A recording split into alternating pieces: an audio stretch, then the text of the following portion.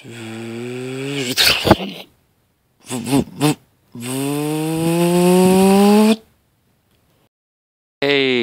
welcome to Utah, in an area called Spanish Fork right now.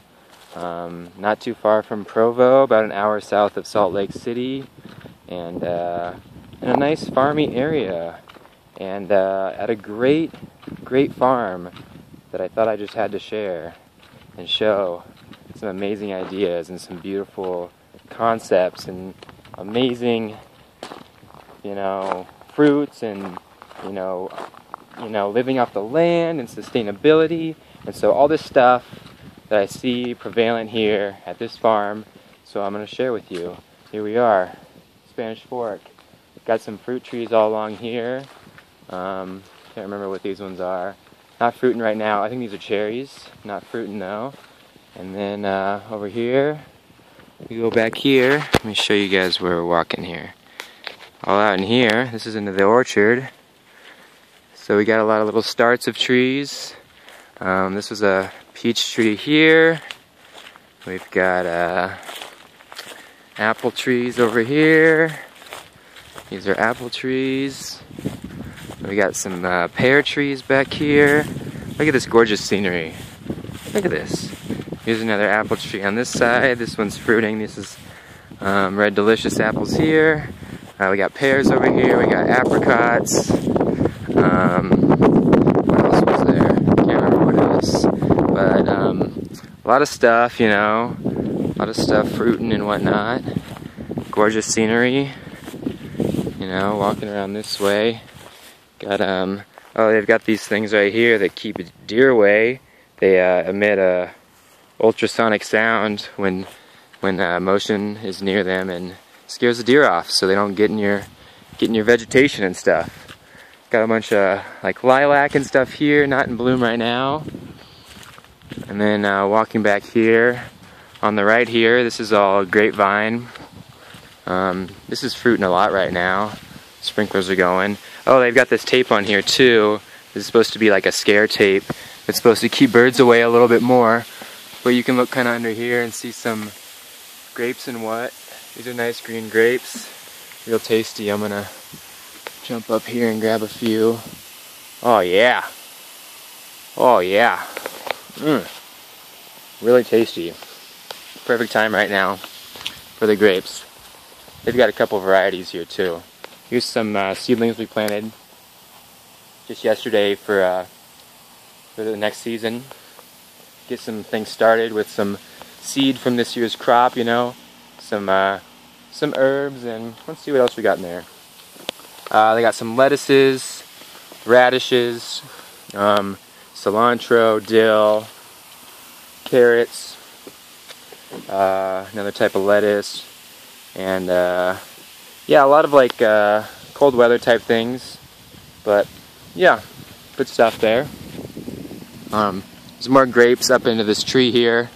This is all grapevine that they started, and gosh, I can't believe how thick this is right now. But it's grown up and become almost a part of this tree, so the grapes are hardly even reachable in the place they're at now. Let's go this way. This is a good way to go.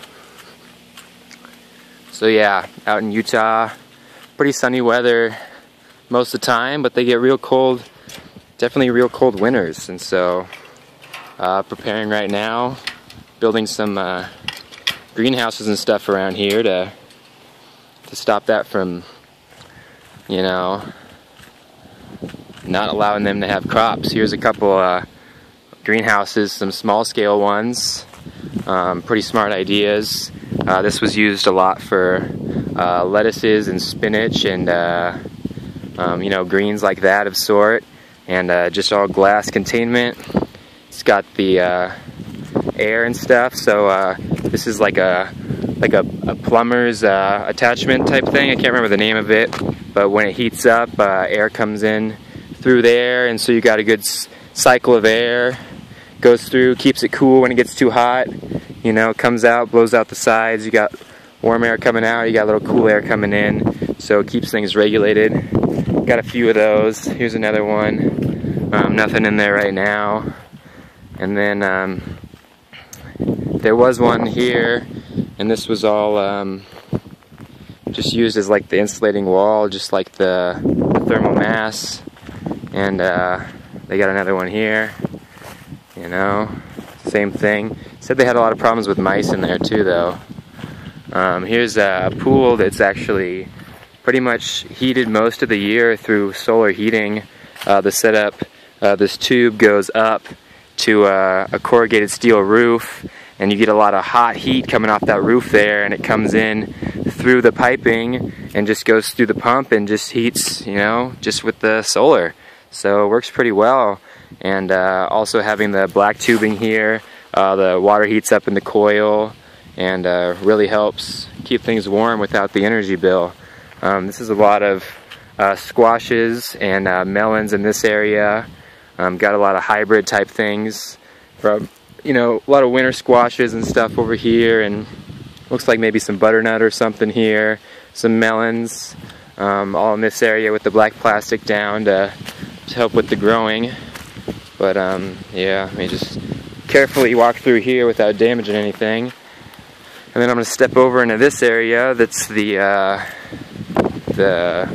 pretty much heart of what's happening right now. One of my favorite things. It's the greenhouse that's being built that's also going to have a aquaponics type system through it. And so this is all going to be not like a plastic, but this high quality material that's going to heat things really well, and it's supposed to emit shadows and everything. And then you've got the reflective insulated wall back here, and so you're going to get heat coming off of this. This whole area is going to grow year-round crops coming out of here. These pipes right here go underground and come out on the other side to keep the temperature low, you know, keep cool air and keep hot air going out the top. There's ventilation in the top. All these are kind of geothermally regulated. They're about a meter down into the ground, all these pipes here, so that you get that that warm or cool from the earth, so that everything can stay at a good climate. And on this side, all the piping this is kind of the thermal mass on this side, so all the piping's colored black to collect a lot of sunlight, and it holds in pretty well overnight, I guess, having that. And same with all these water tanks are going to be filled up with you know, 50, these are, you know, huge drums, like 250 or whatever, I don't know what size they are, but they're big. And they're all going to go along this back wall here. And so during the day they'll heat up a lot, and that way all through the night you've got heating coming through, because the water stays hot for so long, and it'll keep the temperature regulated in here really well. And the system, you can kind of tell from standing back maybe, let's see, it's kind of hard to tell, but there's kind of a slope here. So this area over here is higher, and then it gradually has a small decrease. And how that's going to work is water is going to pump in on a timer each day. It's going to water all up in this area, and it's going to slowly fill the entire, all the beds, you know, all the planter boxes and all the plants that are up here are going to get water, and then it's going to come back out, and it's going to pump out into the fish pond that's actually on the other side that I'll show you guys soon. And so get a lot of nutrients and stuff from working with you know, an aquaculture with fish in it. And so that's kind of the design here. And let's see, from here, where do I go? How do I get through here? Gotta figure out how to get through here.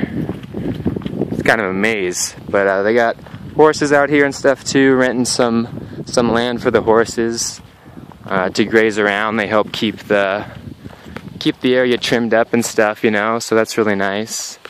A lot of that. But yeah, it's pretty great. Here, I'm going to pause it while I get to the other side.